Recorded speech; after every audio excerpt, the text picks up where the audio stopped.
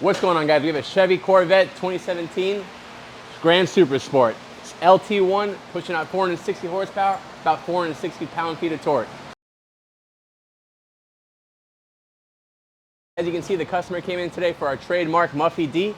Our fabricator Gio is mocking up the pipes now so we can get them lined up and ready to go. All right, guys, as you can see, we've already removed the muffler. We're getting ready to set the pipes there now. If you move forward, you see the skid plate does hide the X pipe that comes from the factory.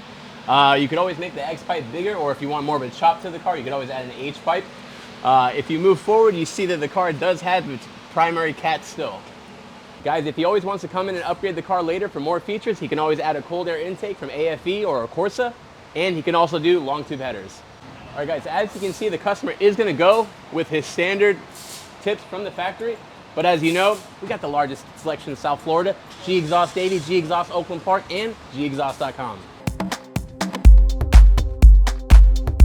Muffler delate's done, and we're going to drop it, crank it, and let us know what you guys think.